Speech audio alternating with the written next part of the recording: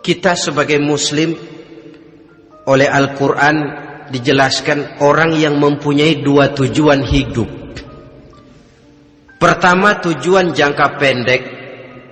Yang kedua, tujuan jangka panjang. Tujuan jangka pendek dunia dan seluruh isinya. Tujuan jangka panjang adalah akhirat dan ridho Allah. Ini yang terpantul dalam doa setiap kita, Rabbana atina fid dunya hasanah wa fil akhirati hasanah. Tercapai tujuan jangka pendek fid dunya hasanah dan tujuan jangka panjang wa fil akhirati hasanah. Untuk mencapai tujuan jangka pendek, merangkul dunia dan seluruh isinya, apa yang jadi modal utama? Pertama, pendidikan. Makin tinggi jenjang karier pendidikan yang kita tempuh, rasa-rasanya makin mudah menjangkau dunia dan isinya. Yang kedua, pengalaman, tenaga expert masih tetap diperlukan. Makin banyak pengalaman, makin mudah menjangkau dunia. Yang ketiga, dan ini ada tapi tidak bisa dijadikan pegangan, faktor nasib, faktor kebetulan ada, tapi tidak bisa dijadikan pegangan mutlak. Pendidikan, pengalaman, ingin menjangkau fid dunya hasanah, ini modal utama. Lalu untuk mencapai fil akhirati hasanah, prestasi ibadah. Bagaimanapun tinggi pangkat dan jabatan kita, bagaimanapun banyak gelar kita sandang, tanpa prestasi ibadah, nol besar kita dalam pandangan Allah. Itu sebabnya kita sholat. Jadi tidak beralasan kalau orang ditanya, kenapa sih kamu nggak sholat? Tetangga saya sholat melarat terus. Memang sholat itu bukan untuk mencari uang kok. Kalau ada orang yang rajin sholat, rezekinya kelihatan lancar, itu cuma sekedar persekot. Uang muka, cashnya tetap di akhirat nanti. Efeknya apa? Karena kita punya tujuan jangka panjang, mengharap ridho Allah di akhirat. Cara kita mencapai tujuan jangka pendek dibatasi oleh pertanyaan, Allah ridho apa enggak? Kita cari uang, tapi pertanyaan pokok, Allah ridho enggak cara ini? Kita mengejar kedudukan, tapi Allah ridho enggak dengan cara ini? Ini yang menyebabkan kita lantas tidak lalu menghalalkan segala cara. Yang penting tujuan tercapai cara apapun halal, PKI. Kan cuma PKI yang berprinsip asal tujuan tercapai cara apapun halal. Dan kita sudah sepakat PKI dan seluruh ajarannya tidak berhak hidup di bumi Pancasila ini. Cuma jangan sekedar PKI-nya dikutuk tapi ajarannya dipakai.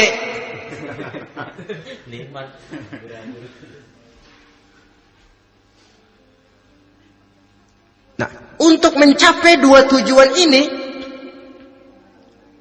Islam mengajarkan sistem keseimbangan. Sehingga Nabi sabdakan, "I'mal lidunyaka ka'annaka ta'ishu abada, wa'mal li akhiratika ka'annaka tamutu ghada." Bekerjalah buat duniamu seolah-olah kau akan hidup untuk selamanya, tetapi bekerjalah untuk akhiratmu seolah-olah kau akan mati besok. Jadi kalau kita sudah sholat menghadap Allah, usolli fardul maghrib, Allahu Akbar, ingat seolah-olah kita akan mati besok supaya timbul khusyuknya. Tapi kalau kita sudah bekerja, kuliah, bekerja, belajar di tempat tugas, ingat seolah-olah kita akan hidup selamanya supaya timbul gairah kerja. Jangan dibalik. Di kantor ingat mati, lemas terus. Ngapain kerja sungguh-sungguh bakalan mati. Lagi sholat ingat Duta Merlin, Altiron Plaza, ya kacau. Salah pasang, tidak pada tempatnya. Untuk mencapai fid dunya hasanah ini Islam mengajarkan tempuh jalur yang mengikuti sunnatullah. Itu yang dihargai oleh agama. Terikat oleh hukum kausal bahwa kalau ini yang saya usahakan hasilnya akan begini. Perkara nanti hasil tidak seperti yang kita harapkan, baik sangkalah kita kepada Allah. Sebab kita tidak tahu rahasia apa di belakang itu. Kadang orang mengeluh, habis saya rajin sholat tapi rezeki seret, berhenti aja dah. Kita tidak tahu rahasia di belakang itu. Pernah hadirin, satu hari seorang petani, dia selesai bekerja di ladang, istirahat. Dia tidur di bawah sebuah pohon beringin. Di sebelah pohon beringin itu ada pohon labu. Dia berpikir, kalau saya lihat-lihat Tuhan gak adil katanya. Masa pohon beringin pohonnya besar, buahnya kecil. Pohon labu pohonnya kecil, buahnya gede. Tuhan bukan arsitek ulung ini.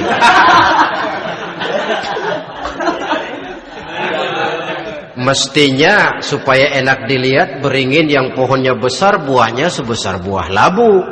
Pohon labu yang pohonnya kecil buahnya kecil saja sebesar buah beringin. Tidak adil Tuhan. Baru dia selesai berpikir Tuhan tidak adil, jatuh sebutir buah beringin tepat menimpa hidungnya. Dia terkejut. Astagfirullahalazim. Kalau begitu saya sadar katanya, Tuhan benar-benar adil.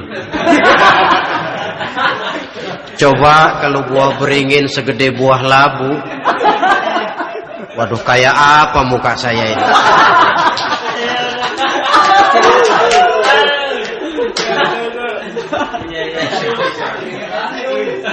Baru terbuka pandangan matanya setelah berhadapan dengan kenyataan. Baru keluar respek. Allah benar-benar adil.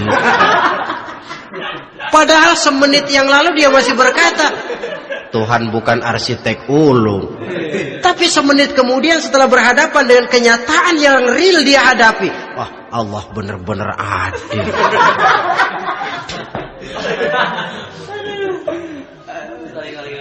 Itulah kehidupan ini.